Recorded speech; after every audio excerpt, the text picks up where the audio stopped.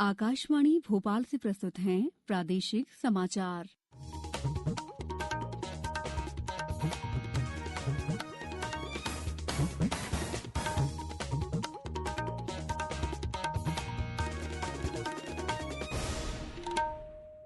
नमस्कार, समाचारों के साथ मैं दीपा सिंह।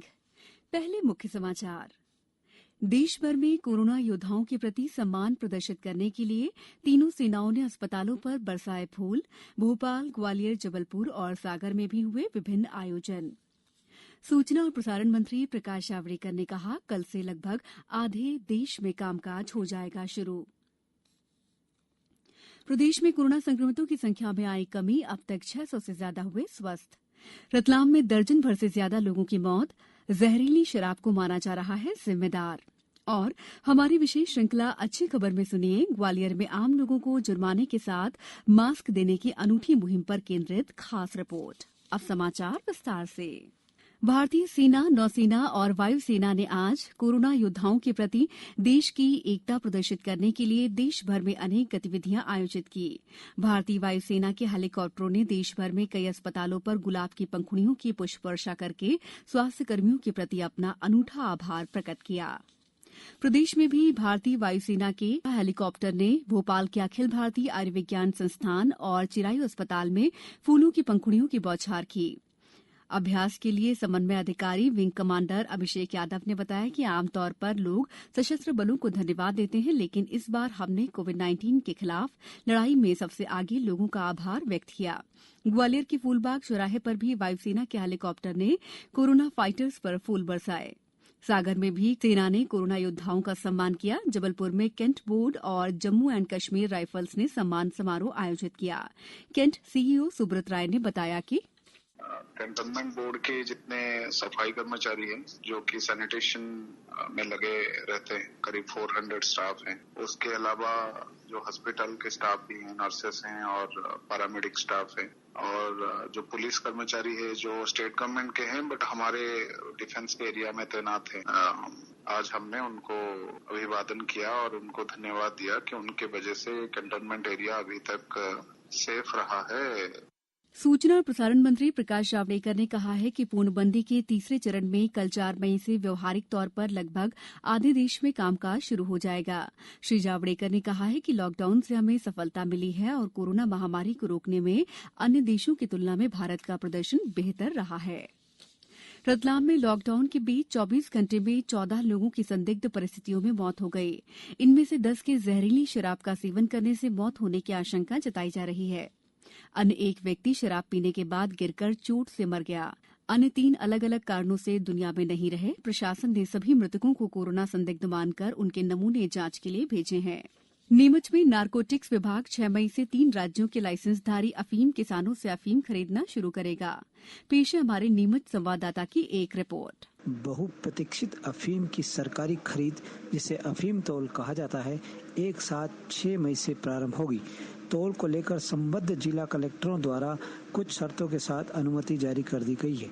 नारकोटिक्स विभाग ने तीनों अफीम उत्पादक राज्यों में 6 मई से एक साथ अफीम तौल करने का कार्यक्रम निर्धारित कर दिया गया है, जिसमें मध्य प्रदेश के 9 तौल केंद्रों पर 34,729 किसान क्रमवार अपनी अफीम नारकोटिक्स विभाग को देंगे। आकाशवाणी समाचार के लिए नीमच से मैं दिनेश प्रजापति। हमारी विशेष श्रृंखला अच्छी खबर में आज सुनिए, ग्वालियर में पुलिस द्वारा आम लोगों को जुर्माने के साथ मास्क देने पर केंद्रित खास रिपोर्ट।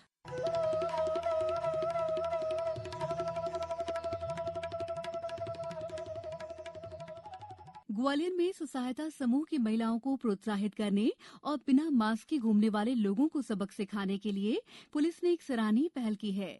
अब बिना मास्क के घूमने वाले वाहन चालकों का पुलिस 100 रुपए का चालान तो बनाती है, पर बदले में उन्हें 10 मास्क भी दे रही है, ताकि भविष्य में वे मास्क नहीं होने का बहाना न कर सकें। ग्वालियर पुलिस अधीक्षक नवनीत भसीन ने आकाशवाणी को बताया कि जुर्माने की राशि से महिलाओं को मास्क की कीमत का भुगतान हो जाएगा। हमारा मेन पर्पज मास्क लगवाने का है और अगर हम बदले में लोगों को मास्क देते हैं तो उसका चलन अपने आप बढ़ेगा। इसी उद्देश्य को ध्यान रखते हुए कुछ स्वयं सहायता समूह ने भी मास्क निर्मित किए थे। दोनों चीजें एक तरह जुड़ गई, उनके मास्क का विक्रय हो गया और जनता तक मास्क की पहुंच बढ़ गई। जिला पंचायत के मुख्य कार्यपालन अधिकारी शिवम वर्मा ने बताया है कि कोरोना वायरस के संक्रमण को हराने के लिए ग्वालियर के स्वसहायता समूहों की महिलाओं ने रात दिन की मेहनत से अब तक 2 लाख मास्क तैयार किए हैं। हमने लगभग 2.25 लाख मास्क तैयार कर लिए हैं, जिनको नगर निगम, स्वास्थ्य विभाग, पुलिस एवं जिला पंचायत, ग्राम पंचायत, इन सभी जगहों पर प्रदाय किया जा रहा है। इन मास्क को बनाने से न सिर्फ हमारी एसएचजीज की दीदियां कोरोना वॉरियर्स की लड़ाई को, इस पूरे कोरोना की लड़ाई में मदद कर रही है, बल्कि उनकी स्वयं की भी आमदनी इससे अच्छी हो रही है। प्रतिदिन एक महिला लगभग 200 से 250 रुपए प्रतिदिन कमा भी रही है, तो ये एक बहुत ही अच्छी पहल है। खास बात यह है कि सूती कपड़े के मास्क महज 10 रुपए की लागत से तैयार किए गए हैं। चालान के बदले मास्क प्रदान करने की पहल करने वाला ग्वालियर संभवतः प्रदेश और देश का पहला शहर है। इस कदम से जहां महिलाओं को रोजगार मिल रहा है, वहीं आम लोगों को अपना और अपनों का जीवन बचाने का पाठ। अच्छी खबर के लिए ग्वालियर से नवीन श्रीवास्तव के साथ समाचार कक्ष से मैं दीपा सिंह।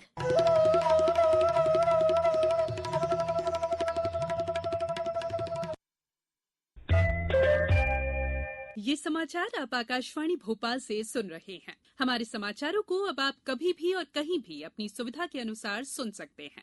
ये समाचार बुलेटिन YouTube, ट्विटर और फेसबुक पर AIR न्यूज भोपाल पेज पर भी सुने जा सकते हैं।